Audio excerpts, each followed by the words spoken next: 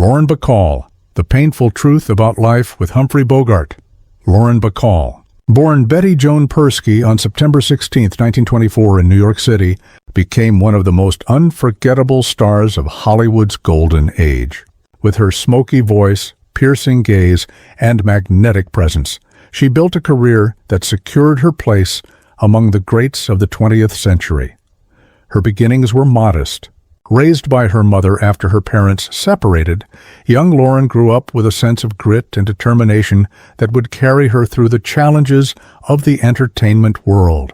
She studied at the American Academy of Dramatic Arts, while holding jobs as a model and even a theater usher to support herself. Modeling turned out to be her first break. A photograph in Harper's Bazaar caught the attention of director Howard Hawks's wife. That single moment changed everything. At just 19, Bacall was cast opposite Humphrey Bogart in the 1944 film To Have and Have Not. It wasn't just a debut. It was the beginning of a Hollywood legend. Her sultry chin-down, eyes-up look, born partly from nerves, became her trademark.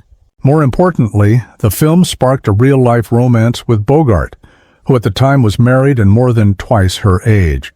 The chemistry was undeniable. After Bogart's divorce, they married in 1945, creating one of Hollywood's most admired couples. Together, they starred in classics like The Big Sleep 1946, Dark Passage 1947, and Key Largo 1948. On-screen, they sizzled. Off-screen, they were idolized. Bacall often said those years were the happiest of her life. But happiness came with shadows. Bogart's death from cancer in 1957 devastated her.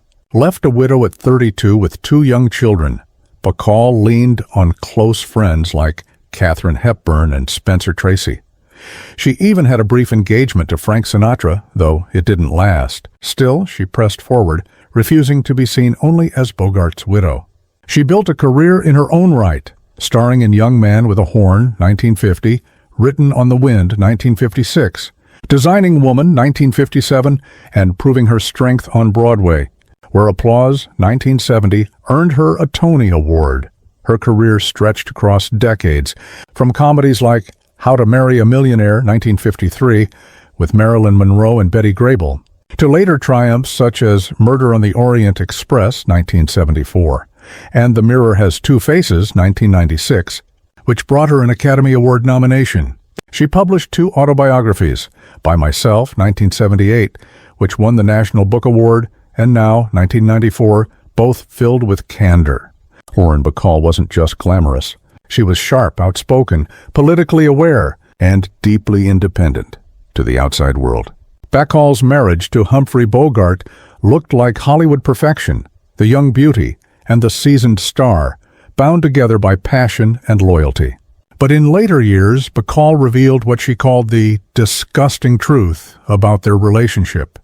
Humphrey was never an easy man, she admitted. The public saw the tough but charming hero with a heart of gold. At home, however, Bacall endured his drinking, mood swings, and controlling nature. He drank constantly, she recalled. There were nights he'd stay up until dawn with his friends, laughing, while I was left alone. When he drank, he changed, short-tempered, argumentative, sometimes cruel. Watching this man the world adored, reduced to a sloppy drunk, was humiliating. Bogart's pride and arrogance also strained their bond.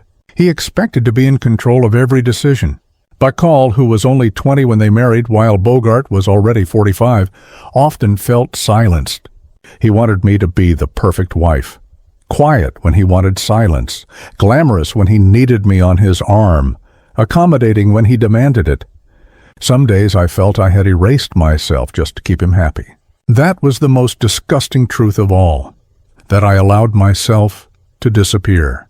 Yet Bacall never denied her love for Bogart.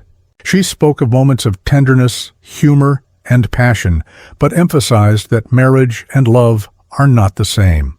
You can love someone deeply and still feel suffocated, she explained. Her honesty shocked fans who longed to believe in the fairy tale. But Bacall wanted her truth to stand alongside the myth. She insisted on remembering Bogart as both a brilliant actor and a flawed man, a husband she adored, but who also made her cry herself to sleep more nights than anyone realized. After Bogart's death, Bacall eventually remarried. In 1961, she wed acclaimed actor Jason Robards, with whom she had a son, Sam Robards. But Robards' struggles with alcoholism mirrored painful patterns. Despite her efforts, the marriage crumbled, and they divorced in 1969. Her two marriages, one cut short by death, the other undone by addiction, revealed both the joy and the heartbreak she carried. And yet, through it all, Bacall's resilience defined her. She was never just Bogart's widow or Robards' wife. She was Lauren Bacall, fierce, talented, and unflinchingly honest. On August 12, 2014, Lauren Bacall passed away after a massive stroke at her longtime home in the Dakota, the famous Gothic-style apartment building overlooking Central Park.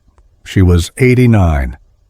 Her funeral and interment took place at Forest Lawn Memorial Park in Glendale, California, the same cemetery where Humphrey Bogart rests.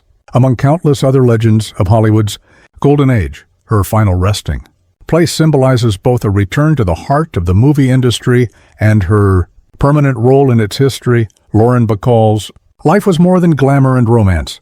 She endured loss, disappointment, and disillusionment, but never let them define her. She was proud of her art, proud of her voice, and even prouder of telling the truth, even when that truth shattered illusions. Humphrey Bogart was a great actor, she once said, but a flawed man. Our marriage was love, pain, and disillusionment. Behind the glamour, it was often hard, ugly, and heartbreaking. That's what people should know.